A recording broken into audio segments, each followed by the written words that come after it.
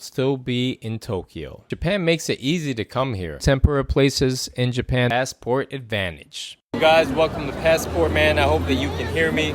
Today we're talking about 7 reasons why passport bros love Japan. Today we're in Shinjuku, Tokyo. We will cover the reasons passport bros love Japan categorically based off living conditions, safety, and how passport advantage affects dating. Thank you to my subscribers and anyone new here. If you don't have a passport by the end of this video, you're going to buy your passport. Let's get started. So the first reason is Japan makes it easy to come here, whether it's to live here or just to visit. If you're visiting Japan for the first time, I highly recommend you visit a tourist information center. So come to Osaka or Tokyo first, either the Narita Airport or the Kix Airport. If you stay in the center of either of those cities, there'll be plenty of tourist information centers to help you out. Even if you're staying at a nice hotel, you'll thank me later. And that goes double for if you're staying at an Airbnb. So get that tourist visa and get that passport stamped. Now, if you're planning to live here, Japan makes it just as easy. If you really need to leave the West, here are your options. If you're a young guy, get a student visa. That'll be your fastest way out. Once you're in Japan, you'll have time to develop your skills. Another option is to come here as an English teacher. Once you're here, you can get into sales or become a recruiter or get into IT. And for those flush with cash, talking 5 million yen or approximately 40,000 USD, including all the accrued expenses that aren't mentioned in the application, you can get a business management visa. There's nothing wrong with paying for consulting if you want to save time. But just know that this is stuff that you can do on your own as well. But as we all know, time is money. Overall, it's easy to get to Japan, and once you're in Japan, you can make moves here. The next reason passport bros love Japan, reason number 2. Accommodations are great here, whether you're living here or just visiting. For hotels, you get great service. For Airbnbs, you get top-notch apartments. Now, if you're living here, it's a different story. You can literally find apartments for less than 30,000 yen a month. That actually comes out to 205 American dollars every month. Now, I can guarantee you that these apartments will be small.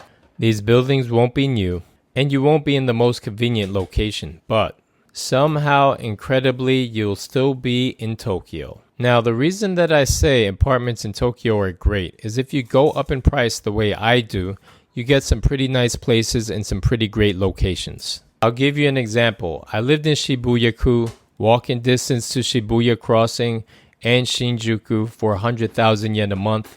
That comes out to less than $683 a month. The building was actually brand new. It came furnished with a refrigerator, a washing machine, but no balcony. The shower room was extraordinary, and the downsides were it was small and the kitchen left something to be desired. But at the time, I had just been living in Tokyo for 3 months after moving there from Osaka, and dealing with the furosans, that's what we call real estate agents, was difficult. And I'll tell you how to deal with the real estate agents in another video. However, bottom line is, it got the job done. Reason number 3, big cities in Japan are ultra convenient. Naturally, as a New Yorker, I don't drive unless the situation really calls for it. Trains and buses are all scheduled. You can track the schedules on your iPhone app or your smartphone app. Train stops and bus stops are translated into 5 different languages, including English. Clean convenience stores, clean fast food, delicious food in the convenience stores. I can go on and on, but Japan is sort of famous for this, so I'll go on to reason number 4. Reason number 4, people in Japanese society naturally show respect. It's just a way of life. Now, I've heard some passport bros say that Japanese people are respecting them because of their race or because of the industry that they work in, but they're just simply showing respect. Of course, there's a limit to this. If you start getting wild, things can go left really quick, and I do have some stories about that, but for the purposes of this video, I'll save that for another time. Reason number 5 is a big one for me. Japanese food is amazing. Now, if you're not really into cooking yourself or cleaning up afterwards or simply too busy with business, this comes in very handy. It also comes in handy if you want to go on dates with girls and eat dinner while talking to them or lunch while talking to them. An added bonus as well is there is no tip system in Japan, and the food is relatively inexpensive, even if you're eating at Michelin star restaurants. I'll go through a list of 7 foods, and this is not even included sushi or sashimi. First up, we got shabu shabu, my favorite. You can do this solo, but this is great, especially if you have a girlfriend. I don't know about taking a girl on a first date here. You're looking at 1,500 to 2,000 yen.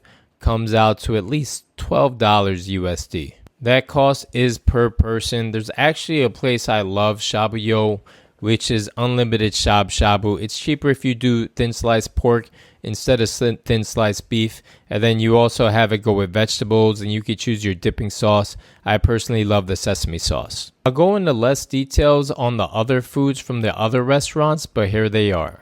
The second food you have is okonomiyaki. It's basically a Japanese style dinner or lunch pancake that incorporates cabbage with sort of a pancake sauce. Think like a Korean pajun, but Japanese style. You choose your favorite meat to go inside it, such as octopus or pork or shrimp. And then additionally, a lot of people like to eat this with yakisoba, which is sort of a grilled noodle. Next up, you have tempura. This is the third food on my list. This is really good, especially when it's done well. There are some fast food tempura places in Japan. That's not what I'm talking about. You're going to be looking to spend a little more money here, but it's delicious, and you've tried nothing like this. Kentucky Fried Chicken is nothing like this. Nothing more to be said here. Now, some passport bros that come to Japan are really into food. I know I am. However, you may not be, so I'll just list off the others without going into much more detail. You have izakaya food, which you can get, and if you like to drink, that works out great. And they have great fish.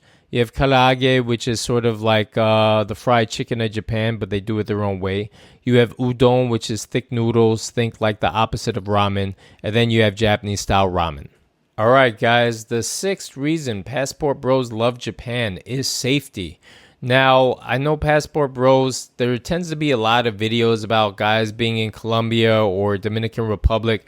I'm not sure which countries it is exactly, but passport bros actually end up getting I guess I should say they end up getting deleted. And I'd like to think that even though we don't expect to be here for a long time, that we want to have a good time and hope to be here for as long a time as possible. Now, to compare Japan to somewhere like Thailand, where I was last year, there are some big differences.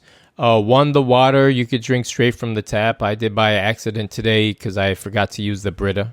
Locals can't say whatever and aren't usually willing to fight you like some people in Thailand, even if they're working at the restaurant. The police seem to be literally on every corner. Think like Starbucks in New York City back in the day, or like the convenience store on every corner. Literally everywhere I go, I see a police car or I see a police station. And, this could be annoying, but that could be for another video where I share some stories. The last aspect of safety that I will say is that you're not likely to get food poisoning here like other countries. When I went to Thailand, my friend got food poisoning. He was going to the bathroom like every hour or two when we were hanging out, especially at the end. I stuck to the Burger King in Thailand, so I was pretty safe in Bangkok. And then when I was in Phuket, I kept it pretty basic as well. Number 7, the reason passport bros, expats, and digital nomads love Japan is the passport advantage. Now, this is something we'll do full videos on in the future, but for today, we're just going to introduce it. While other countries appear as pay for play, take as example Thailand. From my opinion, although it does have pay to play, you can also have full-on serious dating with girls who are legitimately interested in you. The question then becomes, to what level does your money play when you are dating these girls? I met some girls in Thailand that were middle-class girls and living quite a great life and actually weren't interested in coming to the States. And of course, this is a gray area. For example, I've met doctors and lawyers from other countries who are just visiting Tokyo from other Asian countries just for fun, and they seem to be making pretty good money, close to American standards. But Japanese women living in Japan, the amount of money they make, how comfortable they are, how safe they feel here is incredibly different. Now, there are other countries like South Korea and maybe a few others that could maybe compete with Japan, but Japan is number one when it comes to the passport advantage. So, what does that mean to you? Imagine a bizarro Rick and Morty version of America. Instead of speaking English, they speak Japanese. Instead of McDonald's, it's Mos Burger. Same addiction to smartphones, same capitalism, you get the point. So the same way in America, some girls will like tall guys, some girls will like handsome guys, some girls will like strong guys to protect them, some girls will be going for rich guys. In Japan, there's a certain type of girl which is specifically going for guys that are ready to travel outside of Japan. If you look at Japan society, if you even go to New York where I'm from, you'll find a ton of Japanese women who are there and not a lot of Japanese guys.